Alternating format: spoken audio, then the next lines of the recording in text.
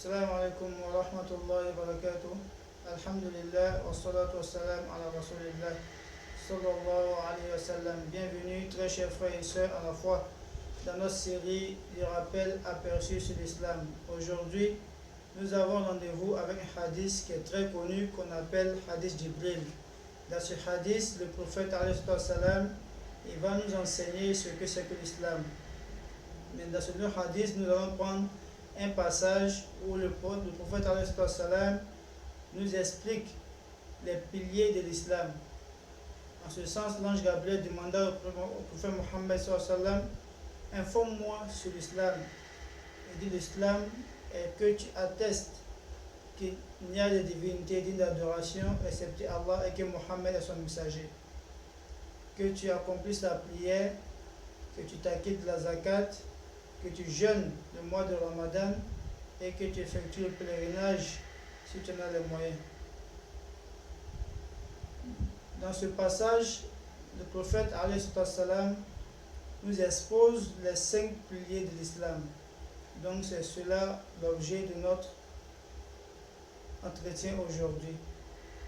Comme vous le savez, très chers frères et sœurs à la foi, l'islam est comparable à un édifice. Et tout édifice tient sur des piliers. C'est-à-dire, s'il n'y a pas de piliers, l'édifice va s'écrouler. C'est ainsi aussi que l'islam est basé, est fondé sur des piliers. Sans ces piliers-là, l'islamité d'une personne n'est pas totale. Il faut que l'homme, le musulman, croit et accepte tous ces piliers afin qu'il soit considéré comme un musulman. Et ces piliers-là sont au nombre de 5, comme c'est venu dans le hadith. Le premier pilier, c'est que tu attestes qu'il n'y a de divinité digne d'adoration excepté Allah subhanahu wa ta'ala. Et tu attestes que Mohammed est le messager d'Allah sallallahu alayhi wa sallam. Cela implique que tu ne dois adorer aucune chose, aucune autre divinité si ce n'est Allah subhanahu wa ta'ala.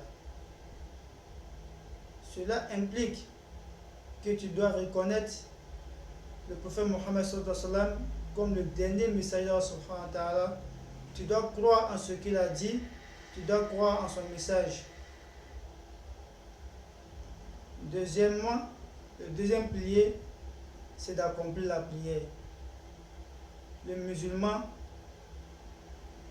après avoir attesté qu'il n'y a Dieu qui met l'adoration excepté Allah et que Mohammed est le messager d'Allah, il doit s'acquitter de la prière. Le musulman doit s'acquitter de la prière. Il doit reconnaître que la prière est une obligation pour lui. Il doit savoir qu'il a 5 prières à faire au cours de la journée. Et ces prières-là, il doit les faire à l'heure. Et il ne doit pas être négligent vis-à-vis de ces prières. Après cela, le troisième pilier, c'est de s'acquitter de la zakat. La zakat, c'est le droit des démunis de la communauté envers les plus riches. Allah a imposé cela à ceux qui l'ont accordé les moyens dans la communauté afin de purifier les biens et d'attirer la baraka d'Allah subhanahu wa ta'ala dans les affaires. Le fait de ne pas s'acquitter de la zakat, les biens ne seront pas purifiés et on risque la colère d'Allah subhanahu wa ta'ala. Le quatrième pilier, c'est de jeûner le mois de Ramadan. Au cours de l'année, les musulmans jeûnent un mois et s'abstiennent de manger et de boire pour la face d'Allah subhanahu wa ta'ala. Cela est obligatoire pour tout musulman et musulmane, pubère,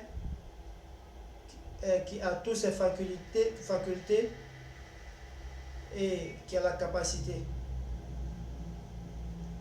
Enfin, le cinquième pilier, c'est le pèlerinage à la Mecque pour ceux qui en ont les moyens. Voici donc les 5 piliers de l'islam que le musulman doit savoir et il doit croire en cela. Celui qui néglige ou qui rejette l'un de ces piliers, il n'est pas musulman. Tu attestes qu'il n'y a une divinité digne d'adoration excepté Allah et que Mohammed est son messager, mais tu ne reconnais pas la prière comme étant obligatoire, tu n'es pas musulman. Tu attestes qu'il y a une divinité digne d'adoration et que Mohammed est le messager d'Allah, tu fais la prière, tu ne reconnais pas le jeûne, tu n'es pas musulman. Tu reconnais les 3 premiers, le 4e tu ne reconnais pas, la zakat, tu n'es pas musulman. Tu reconnais les 4 premiers, tu ne fais pas le hajj, tu n'es pas musulman. Donc, pour être musulman, pour être dans l'islam, il faut que tu crois, tu affirmes tous ces 5 piliers et tu les mets en application et tu n'es pas négligent vis-à-vis de ces piliers-là. Pour ceux qui sont liés aux moyens, si tu as les moyens, tu les accomplis. Pour ceux qui sont liés à la santé, si tu as la santé, tu les accomplis. Et pour ceux qui sont liés à la foi, tu les mets en application, intérieurement comme extérieurement.